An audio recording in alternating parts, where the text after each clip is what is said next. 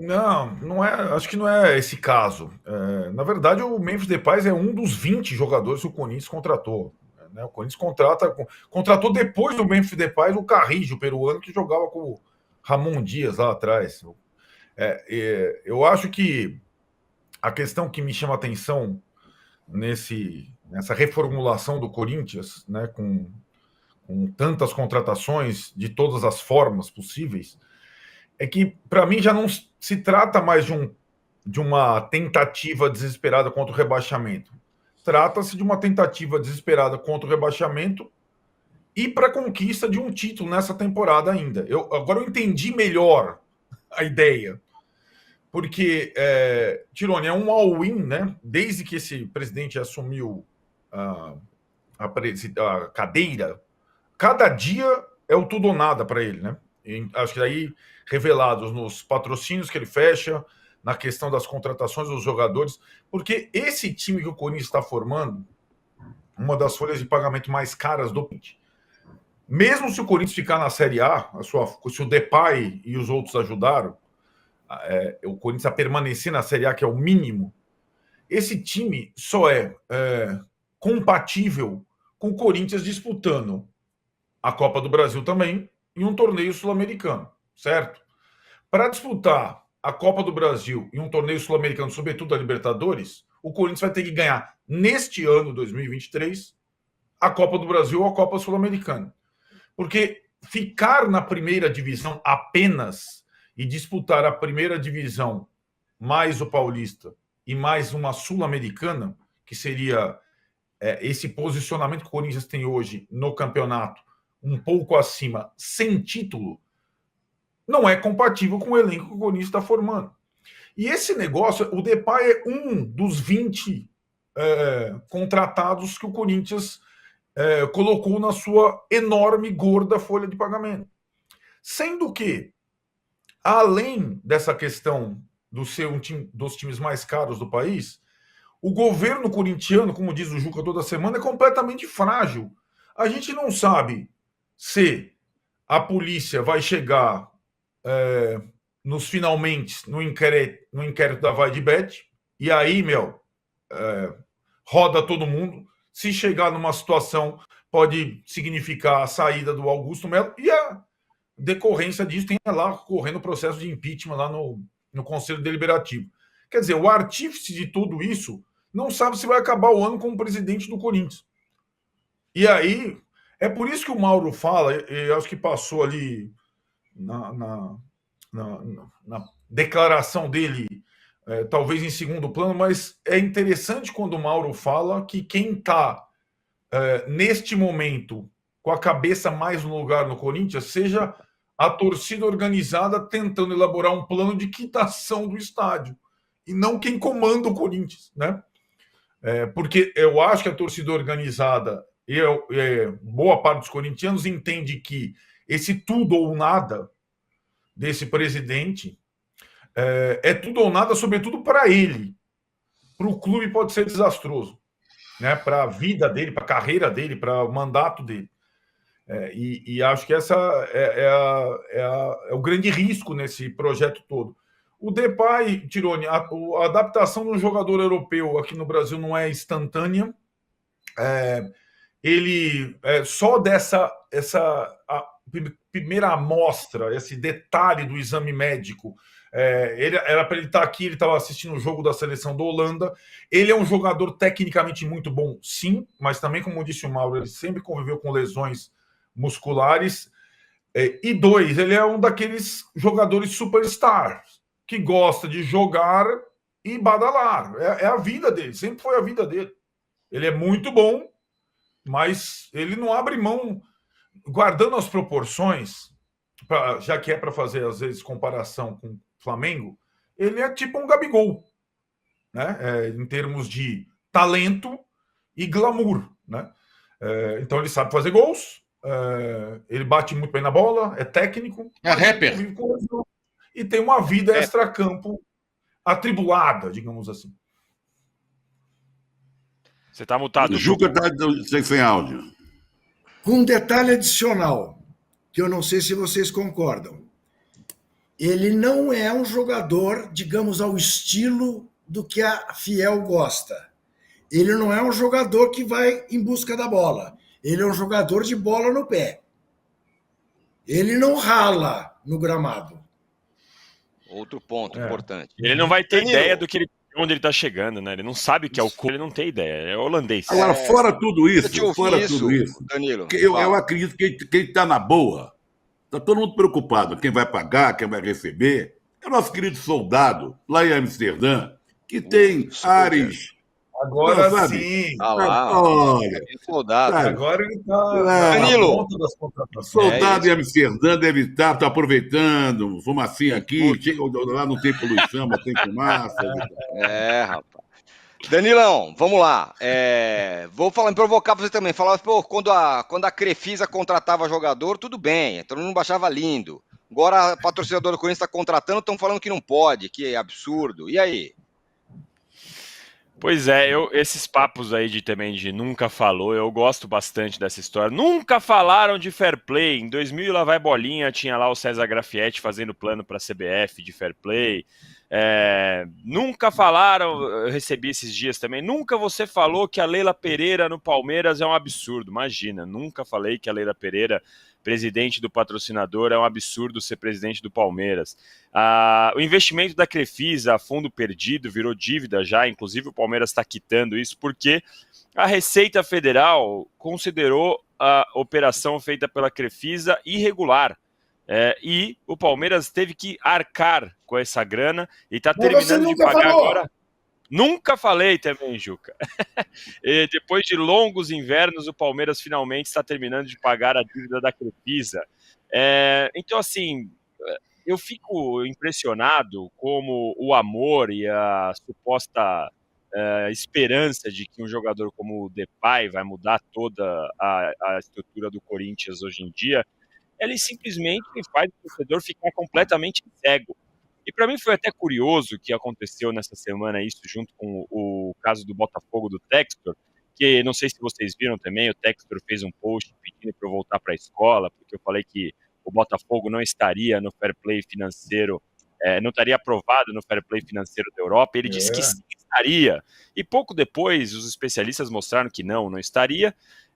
E agora saiu o Corinthians. Como disse bem o Juca, eu acho que a palavra doping financeiro ela é melhor entendida pelo torcedor, e para mim foi até curioso que acontecesse esses dois casos, porque são dopings financeiros de maneiras diferentes, né?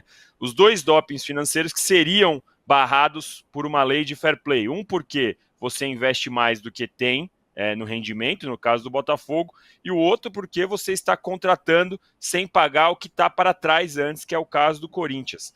São dois exemplos diferentes que a gente tem, que se o Brasil fosse um país um pouco mais sério nesse aspecto de regulamentar o futebol, a gente não veria acontecer. E para mim o mais curioso é que o torcedor realmente é apaixonado e não está nem aí, né? Eu até entendo o corintiano na esperança de que o atacante vai resolver todos os problemas, o botafoguense comemorando o melhor momento dos últimos anos com o investimento do Textor, mas se tivesse fair play financeiro, provavelmente o Cruzeiro não teria quebrado do jeito que quebrou e não teria sido vendido por um preço tão baixo como foi para o Ronaldo. É simples, esse fair play financeiro evitaria várias catástrofes que aconteceram no futebol brasileiro. Agora, falando especificamente do Depay também, o corintiano, ele já viu o Corinthians ter problema com a VaideBet, e saiu uma notícia hoje da Lívia Camilo que o Corinthians recebeu aí 56 milhões de reais desse patrocínio por empresas que não estavam no contrato, ou seja, empresas que ninguém sabe por que estão pagando o Corinthians nessa intermediação, nesse contrato. Mais um capítulo da história. O corintiano já viu o VaideBet, já viu o Gustavo Lima, já viu o Augusto Melo, já viu o Rubão, a farra vai acabar, já viu todos esses episódios. Aí agora vai contratar o Depay com o dinheiro do novo patrocinador, que também está em todas as páginas policiais por investigação, que está a Deolane, o CEO, que agora me foge o nome, estão com os bens bloqueados. E o Corinthians vai contratar usando a grana desse patrocinador. Não, mas o Corinthians está seguro. Fica tranquilo, porque o Corinthians está seguro. Se a Esportes da Sorte não pagar, há meios de se resguardar. Dá para acreditar bastante que o Corinthians está muito seguro nesse caso, viu? Todo o histórico, toda a capivara, como dizem por aí, do Augusto Melo e da sua gestão, mostram como o Corinthians está bem seguro, sim, caso o Esportes da Sorte não banque integralmente o contrato do Depay. Muito bem. A nossa enquete, Trajano, muito bem bolada, está assim, hein? O que tem mais chance de acontecer? Depay arrumar a casa no Corinthians, Fluminense e São Paulo ser anulado ou Seleção Brasileira empolgar? Tá equilibradíssimo. Eu vou dar um spoiler aqui para você, Trajano. Quem você acha que tá ganhando? Tá equilibradíssimo. E tá mesmo, ó. Aqui, ó. Depay arrumar a casa no Corinthians, 39%. Fluminense e São Paulo ser anulado, 29%. Seleção Brasileira empolgar, 32%. Ó, 29% acha que o São Paulo, Fluminense e São Paulo pode ser anulado, Arnaldo. O São Paulo decidiu entrar no STJD para anular o jogo, lembrando a questão do Zanovelli. Teve Notícia de Mônica Bergamo. Notícia de Mônica Bergamo, exatamente. Teve um lance lá do primeiro gol, que antecedeu o primeiro gol, era uma falta que o Bandeirinha assinalou, o juiz deu a vantagem, mas o Thiago Silva pôs a mão na bola para cobrar a falta que não foi apitada. E aí o Zanovelli foi chamado ao VAR para olhar isso e falou, não tem nada disso não, vamos embora.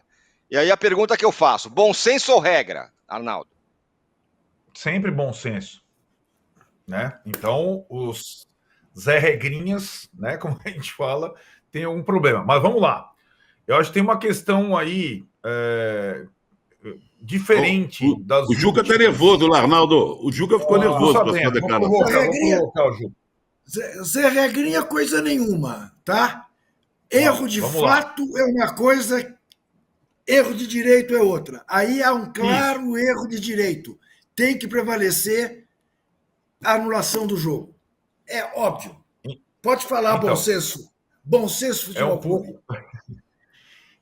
E, na verdade, o erro de direito, que é uma possibilidade de um cancelamento de jogo, não é tão comum no futebol. Essa é a questão, né? Você provar que houve um erro de direito. O que aconteceu nesse jogo foi, logo após a partida, os especialistas em arbitragem já tinham, digamos, detectado o erro de direito, né? O Silva ter colocado a mão na bola para bater uma falta que não foi apitada no início do lance do gol do Fluminense.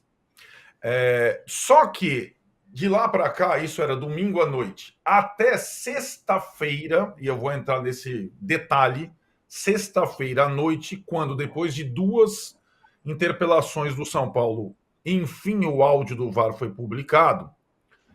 Isso pode acarretar, viu, Juca, inclusive na perda do prazo para você solicitar o adiamento de um jogo, e talvez o áudio tenha sido guardado a 7 chaves também por isso, se é que você me entende, né? Tem uma brecha aí. Quando sai o áudio do VAR na íntegra, aí a gente quase cai do cavalo, porque de fato é uma bizarrice, é uma coisa que dá náusea. Primeiro, revela o completo despreparo do árbitro Paulo César Zanovelli. O despreparo psicológico, emocional, educacional para dirigir uma partida de futebol. E o mais grave nessa história toda, ele digamos, alertado pelo VAR sobre o erro de direito. É dada a ele a oportunidade de correção do erro pelo VAR, que tenta, com muita sutileza, dizer, Paulo, meu Zanovelli, vem cá, o Thiago colocou a mão na bola. E ele vai berrando ao mesmo tempo. Eu dei a vantagem. E o VAR, você não quer vir ver aqui no cantinho, com calma, o que aconteceu? O VAR dá a possibilidade do árbitro corrigir o erro. E ele decide insistir na marcação dele. Então ele fica nu. Antes de a gente entrar no mérito de tem que anular o jogo e outro, a carreira do Paulo César Zanovelli fica complicada depois dessa atitude dele. Porque aí você não consegue entender a motivação da insistência numa situação que ficou explícita, clara, né?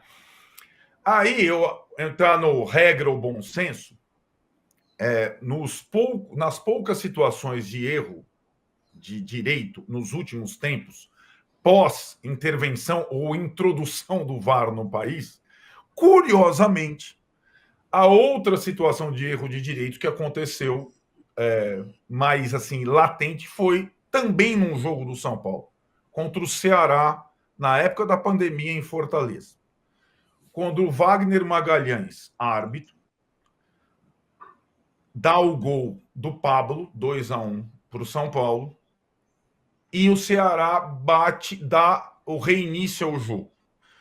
Depois do Ceará dar o reinício ao jogo, o VAR chama, o equipamento estava com algum problema, e o Wagner Magalhães, depois do jogo ter sido reiniciado, vai ao VAR, constata que na origem do lance existia um impedimento e anula o gol.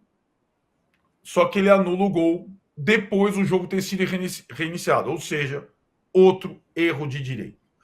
Não, eu vejo uma diferença grande daquela situação e dessa situação. E não é exatamente o governo do São Paulo que mudou. O governo naquela época era Leco presidente, Raí diretor de futebol. Agora é Casares presidente, Belmonte diretor de futebol. Naquele momento, o São Paulo decidiu, e o Raí deu uma entrevista, não entrar com o pedido de anulação de um jogo. Campeonato numa batalha jurídica. E o Raí se baseou, sobretudo, num negócio simples naquela situação. De fato, existiu um impedimento. Então, era como se o São Paulo entrasse para validar um gol irregular. Tá vendo? Tem bom senso também aí, certo? Eu vou entrar para pedir anulação de um jogo por conta de um gol que foi irregular na sua essência.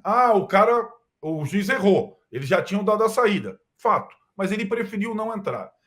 Agora, não é a situação é irregular e ponto. A situação do Thiago Silva é irregular e ponto. Não tem brecha para lá ou para cá. E o áudio do VAR, desta vez, aquele lá do Wagner Magalhães, era quase um pedido de desculpas, implorando, putz, cara, errei, não ouvi. Agora não, o árbitro trucou pela segunda vez. Então tem uma diferença nesses pleitos. Enorme diferença, Arnaldo. Enorme. Diferença. A minha conclusão é que o São Paulo do Casares está pressionado por várias questões de comando e de desleixo com alguns detalhes extra-campo no futebol, está marcando posição para um pleito que ele sabe ou imagina que não vai ir muito à frente. Mas, de qualquer forma, ele está marcando uma posição. A minha opinião, não vai ter remarcação do jogo. E acho que essa posição mais firme é mais para dar satisfação à comunidade. Porque, de fato, depois daquele áudio fica difícil. Eu desafio vocês que não ouviram ou assistiram a degustar desses momentos do áudio completo do Zanovelli no Fluminense em São Paulo. Eu degustei e quero fazer apenas um resumo e não mais falarei disso. A diferença do bom senso do Raí para o bom senso agora da direção do São Paulo está exatamente na diferença dos dois casos. No primeiro, se trataria de tentar legalizar um gol irregular. No segundo, está denunciar um gol irregular que mexeu no resultado do jogo, no resultado definitivo do jogo. É um erro de direito que deve ser corrigido. Quando você diz que não acredita que haja novo jogo, dá a medida de como nós estamos numa terra de ninguém, numa terra sem lei. Porque numa terra onde haja lei, esse jogo tem que ser refeito. Ponto. Simples assim. Eu queria lembrar, viu, âncora? Eu queria lembrar de um acontecimento, porque eu não escamoteio o que acontece com o meu time, não. Tá? Um acontecimento de pegar a bola com a mão. Vocês vão lembrar, o jogo Arsenal e Bayern de Munique. Isso. que o Raya, goleiro do espanhol do Arsenal, botou para dar o tiro de meta. A bola foi para o Gabriel Magalhães, agora é titular da seleção. Ele segurou a bola com a mão para bater de novo. O Arsenal, o pessoal do Bayern de Munique ficou indignado que os juízes, os nossos analistas, arbitragens, todos tinham que ser marcado um pênalti contra o Arsenal, que foi um escândalo. Não aconteceu nada. Bom, cá entre nós, ainda bem. Mauro, fala aí. Mas vem cá, o lance lá, teve lá o lance, o cara pôs a mão na bola. Isso interferiu no. Vai falar, pô, o São Paulo perdeu por causa daquilo lá. Não foi o que aconteceu. E é por isso que eu falo da história do bom senso. Mas não tem como o Casares não correr atrás disso. É óbvio que a torcida, os conselheiros, os corneteiros, todo mundo vai pressionar o presidente de São Paulo a tentar o jogo. Ele não tem opção. Ele vai ter que ir atrás. Não tem como ele chamar para si essa responsabilidade. Caso ele não quisesse ou não queira recorrer. Ele vai ter que recorrer. Agora, se vai ganhar, isso eu não sei, né? Aí, só Deus sabe. Fala aí, Danilo. Bota a sua colher nessa história. Lembrando, né? Danilo, só um detalhe, né? A mais. É importante a gente falar em erro de direito, porque todo time tem suas reclamações de arbitragem, né? Claro. Foi pênalti, não foi pênalti, entrou, não entrou, blá, blá. Mas o erro de direito é uma coisa muito específica. Eu só não acredito, viu, Juca, para passar para o Danilo, porque tem algumas questões jurídicas, alguns detalhes sobre, como, por exemplo, a questão do prazo, a questão... E até uma curiosidade, né? O outro clube envolvido no jogo, na remarcação, é o Fluminense. O presidente do Fluminense é o Mário Bittencourt, que é um cara que domina muito esse meio, certo? Antes de ser presidente do Fluminense, ele era advogado do Fluminense. E para quem não lembra, ele era advogado do Fluminense naquele longínquo campeonato em que a Portuguesa cai, o Fluminense fica. Não sei se vocês lembram de toda essa situação toda. Eu lembro. Lembro, mas tem que ter só a questão como a lei também tem prazos, tem rituais, tem não sei o que lá. Prazos que quem não cumpriu não foi o São Paulo, foi a CBF. Ao não entregar o áudio. Peraí. Sim. Aí eu que não sou o brilhante advogado presidente do Fluminense, posso advogar a favor do São Paulo. Tá? Você mande me contratar, que eu farei um belo trabalho nessa área.